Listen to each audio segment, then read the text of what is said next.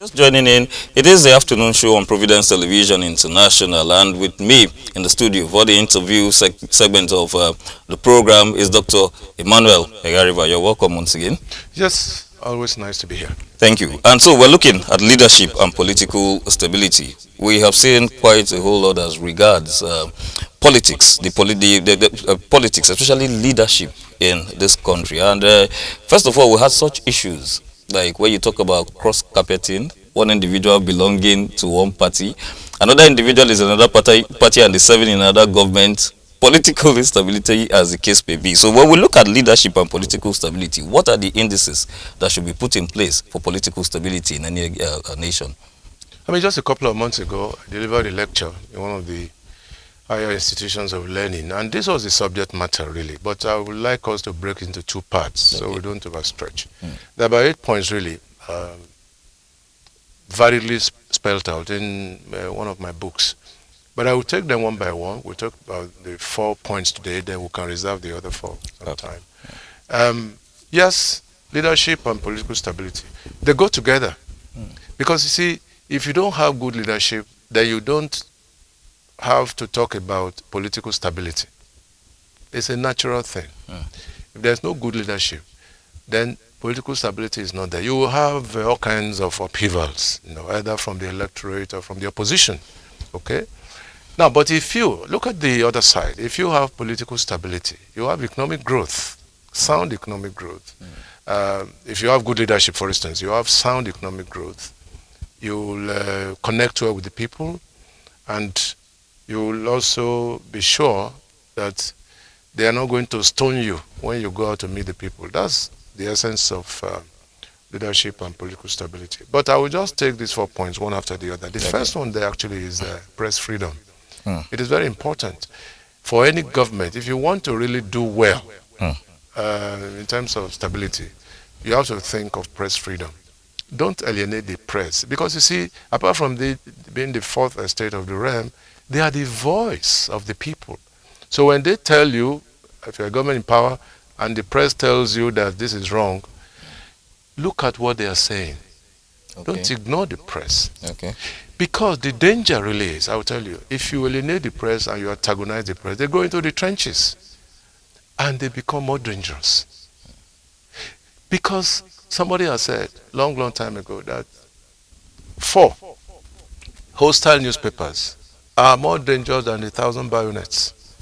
More dangerous than 1,000 bayonets. Okay?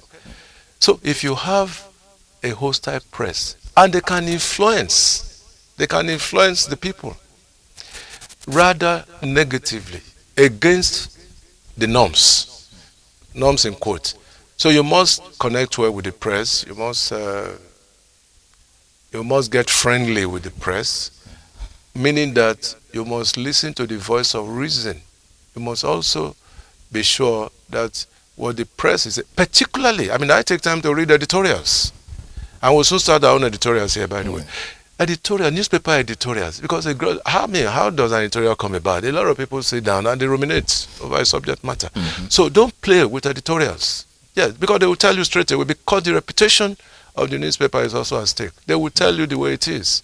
If you pick up the Guardian, the Vanguard, the Tribune, these are papers of value, and the editorials are solid. You cannot fault them. Okay? So any government that wants to create room for political stability must respect press freedom. It is very important. Press freedom is important, and don't ever make the mistake of harassing the press unduly, particularly when they are doing their job. All right, whether it's on election day or at campaign rallies and all sorts of things, the situation must be such that the press is respected for its constitutional roles, because the constitution spells out the roles of the press, for instance. So if you violate some of these things, you are creating all kinds of upheaval, which may not be good for political stability. Because as I said, the press is a great influencer, right? So that's number one. Number two, you must talk about youth development. Okay. This is very important.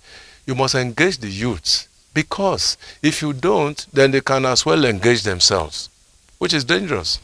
Because the youths are a viable aspect of the electoral process. Who are those who vote during elections? The youths, the women.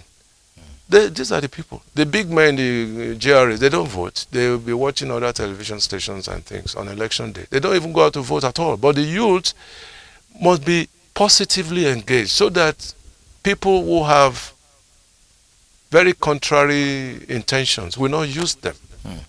But when the government in power engages the youth properly, I'm not talking of giving them pittance and all sort of things. You must engage them to the point where you create job opportunities for them.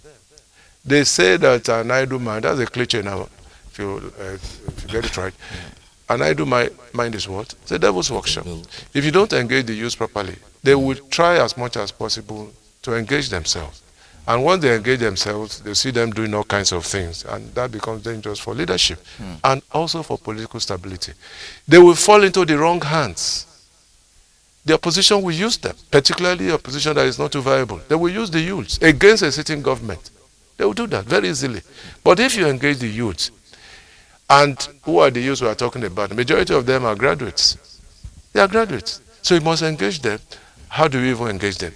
Give them soft loans to start businesses on their own. Okay. Create job opportunities for them. Many of them are skilled now by way of computers and things.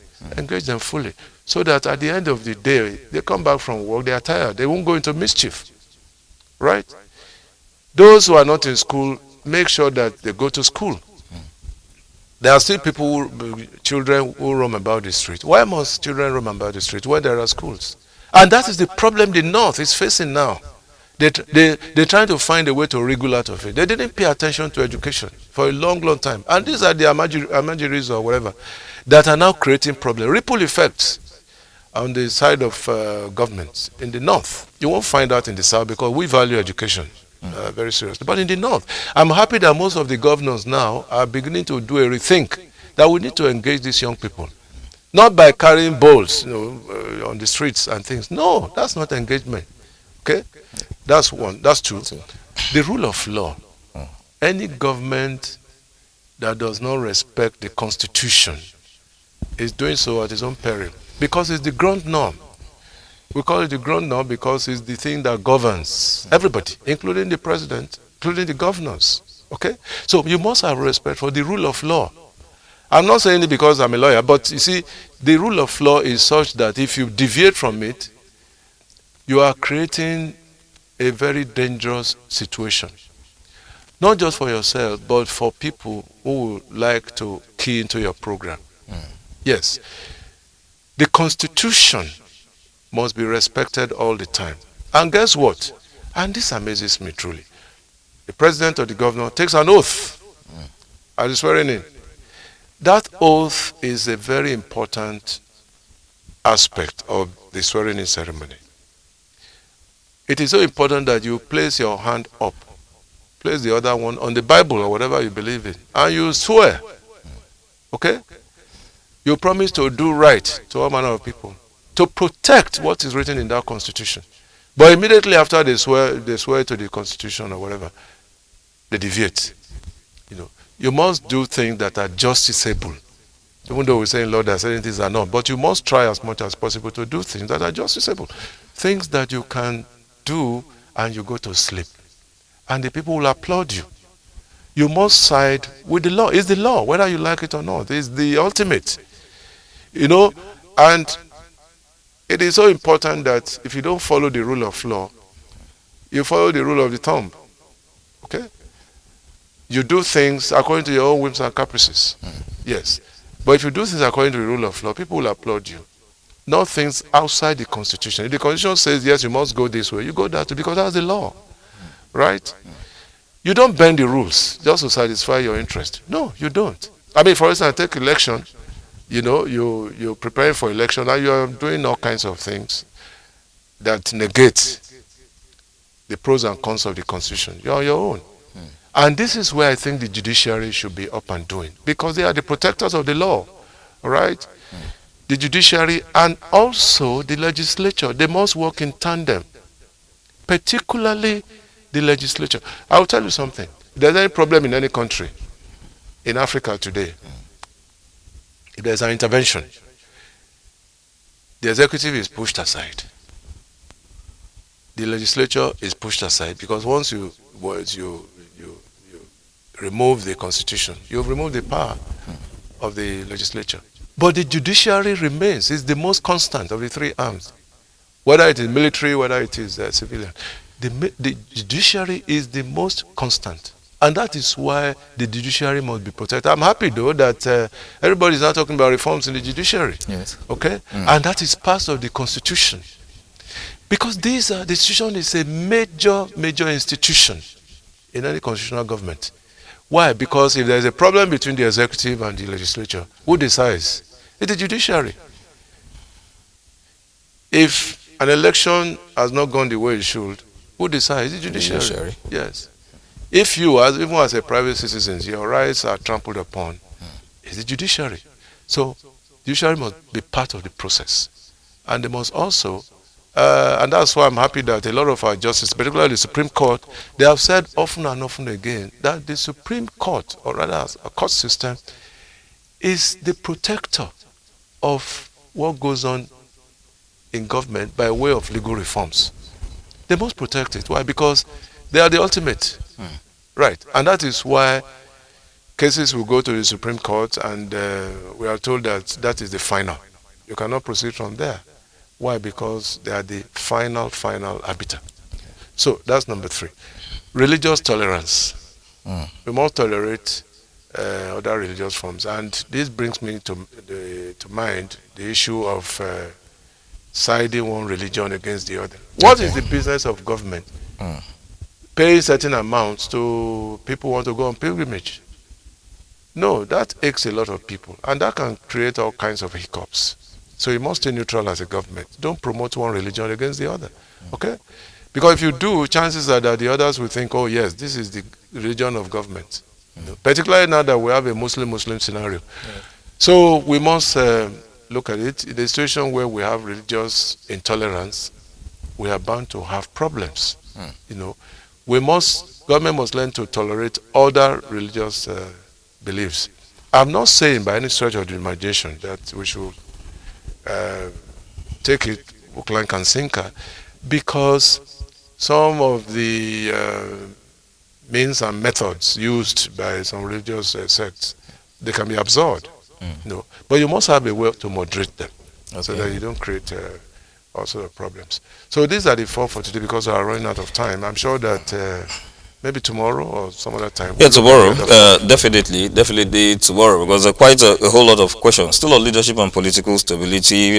These 4 points have been listed, and there are quite a whole lot of questions, like especially that of the first point that was raised as regards press freedom. In fact, all the points are very viable points: youth development, rule of law, and religious tolerance. When you talked about religious tolerance, my mind went down to Abuja, where just in recent, just some few days ago, police, they had a kind of fallout with a religious group. And in the news today, on the front page of the Daily Times, police confirms arrest of 97 Shiites following killing of officers in Abuja. It even spiraled out of hand into the killing of officers. Well, on the program, not on the afternoon show tomorrow, on the morning show, we'll continue with this topic, leadership and political stability. We'll look at these 4 points, especially religious tolerance. We've seen quite a lot as regards religious intolerance in the country. We'll be discussing this as usual. It's always been a pleasure to be with you in the studio, sir. Thanks for coming. Thank you very much. Thank you very much. And thanks to you guys, the members of staff. You're just wonderful. Thank you. Today. I must use this as an opportunity to thank you very copiously. You made me proud, showing discipline and all that in the presence of our guests, from far and near. So, but that is only the beginning. I want to say quite clearly that Providence Television International is alive, and there's a new sheriff in town. By the way, there's a new sheriff in town, and tomorrow we'll be engaging another sheriff in town. Yes. The sector commander of yes. Road Safety. Exactly. Remember, we talked about the madness on our roads. Yes. A few days ago, so it's going to throw more light into all of that. Hopefully, exactly. Thank you very much.